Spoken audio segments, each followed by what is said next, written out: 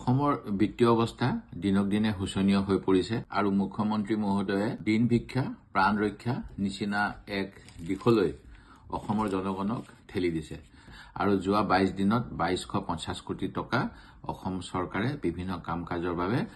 ঋণ ল'ব লগা এটা পৰিস্থিতি হৈছে 2016 চনত প্ৰথমবাৰলৈ বিজেপি চৰকাৰ অহাৰ সময়ত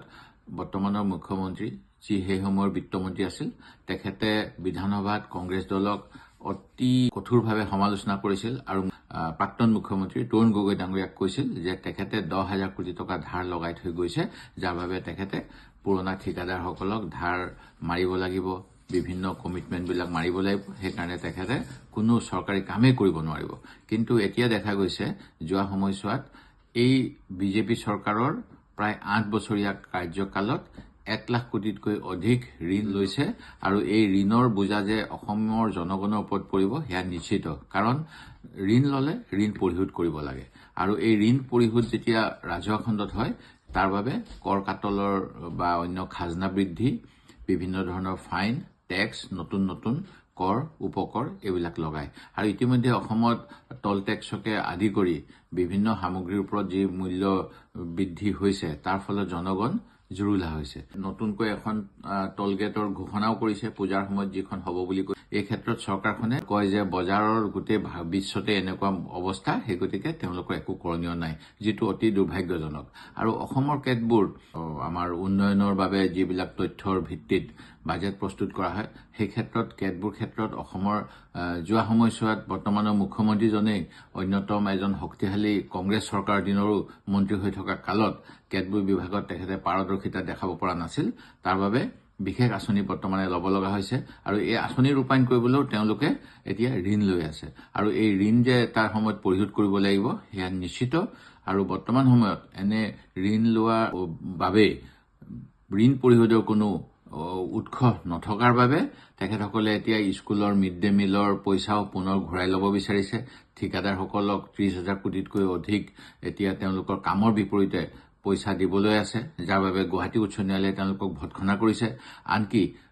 যোৱা সময়ছোৱাত ৰিস্বয়ম বা বৰ্তমান সময়ত যি নিবনুৱা যুৱক যুৱতীৰ আত্মনিৰ্ভৰ আঁচনি সেই আত্মনিৰ্ভৰ আঁচনিখনো তেওঁলোকে নিজৰ ৰাজনৈতিক স্বাৰ্থত ব্যৱহাৰ কৰাৰ বাবে উপযুক্ত হিতাধিকাৰীক বঞ্চিত কৰি দলীয় কৰ্মীক আগস্থান দিছে আৰু গুৱাহাটী উচ্চ ন্যায়ালয়ে এই ক্ষেত্ৰত কেনেধৰণে এই কাম হৈছে সেই প্ৰশ্ন ইতিমধ্যে অৱতাৰণা কৰিছে মই আশা কৰো মুখ্যমন্ত্ৰী মহোদয়ে প্ৰকৃততে যদি অসমৰ উন্নয়ন বিচাৰে তেখেতে কৃষি খণ্ডত বা জলসিঞ্চন খণ্ডত আৰু অন্যান্য খণ্ডত যাতে আমাৰ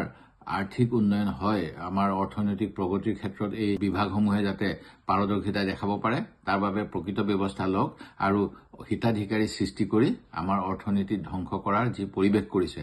তাৰ দ্বাৰা যি বৃহৎ ক্ষতি ভৱিষ্যতে হ'ব ইয়াৰ পৰা অসমখনক ৰক্ষা কৰক এজন প্ৰকৃত অসমৰ হিতাকাংক্ষী হিচাপে যোৱাকালি যোৰহাট চিকিৎসা মহাবিদ্যালয়ত বিভিন্ন চিকিৎসাৰ বাবে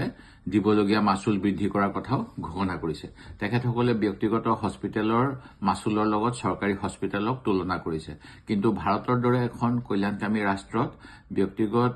খণ্ডৰ চিকিৎসালয়ৰ লগত চৰকাৰী চিকিৎসালয়ৰ তুলনা হোৱাটো অনুচিত আমাৰ দেশত আউট অফ পকেট এক্সপেণ্ডিচাৰ অৰ্থাৎ প্ৰাথমিকভাৱে যিকোনো চিকিৎসালয়লৈ চিকিৎসা ল'বলগীয়া অৱস্থা হলে যিকোনো ৰোগীয়ে নিজৰ জেপৰ পইচা খৰচ কৰিব লাগে আৰু এই ক্ষেত্ৰত 50% অধিক জনগণে এনে ধৰণেৰে নিজৰ পকেটৰ ধন ব্যয় কৰি চিকিৎসা সেৱা লাভ কৰিব লগা হয় যিসকল ব্যক্তিৰ ইন্স্যুৰেন্স আছে সেই ব্যক্তিসকল ধনী ব্যক্তি ভাৰতত বেছি মানুহে ইন্স্যুৰেন্স কৰে সাধাৰণ মানুহৰ তেনেকুৱা জীৱনৰ যি ইন্স্যুৰেন্স হেতু নাথাকে সেই গতিকে আমি চৰকাৰক আগতো দাবী কৰিছিলো যে এটা ইউনিভাৰ্সেল হেলথ ইন্স্যুৰেন্স সিস্টেম কৰিব লাগে যিটো এতিয়াও অসম চৰকাৰে কৰা নাই আয়ুষ্মান কাৰ্ডৰ কথা কোৱা হয় কিন্তু আয়ুষ্মানত সকলো ৰোগীৰ সকলো চিকিৎসা নহয় আৰু হস্পিটেলত এডমিটেড হৈ থাকিলেহে আয়ুষ্মান কাৰ্ডখনত কিছু ক্ষেত্ৰত চিকিৎসা ব্যয় লাঘৱ হয় যেহেতু অসমত চিকিৎসাৰ ক্ষেত্ৰত হস্পিটেলৰ বেডৰ অভাৱ সেই গতিকে বহু মানুহক আউট পেশেন্ট হিচাপে ব্যৱহাৰ কৰা হয় আৰু তেখেতসকলক পুনৰ হস্পিটেললৈ আহিবলৈ কোৱা হয় তেনে ক্ষেত্ৰত আয়ুষ্মান কাৰ্ডখনেও কাম নকৰে দ্বিতীয়তে অসমত ডায়েবেটিছ ৰোগীৰ সংখ্যা যথেষ্ট বেছি আৰু এই ডায়েবেটিছ যদি মধুমেহ ৰোগ আনকন্ট্ৰল অৱস্থাত থাকে তেতিয়াহলে ইয়াৰ পৰা কিডনী, হাৰ্ট বা চকু ইত্যাদি বিভিন্ন গুৰুতৰ ৰোগেও দেখা দিব পাৰে। সেয়ে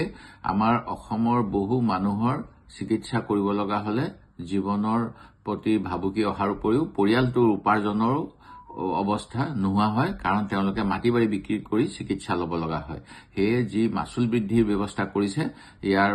প্ৰত্যাহাৰ কৰাৰ বাবে মই চৰকাৰৰ ওচৰত দাবী জনাইছো। আৰু যোৰহাট এটা উদাহৰণ। ইয়াৰ পিছত নিশ্চিতভাৱে যিহেতু চৰকাৰী সকলো চিকিৎসালয় একে নীতি নিৰ্দেশনাৰে চলে, অসমৰ সকলো চিকিৎসা মহাবিদ্যালয়, চিকিৎসা হস্পিটেলৰ ক্ষেত্ৰত মাচুল বৃদ্ধি হ'ব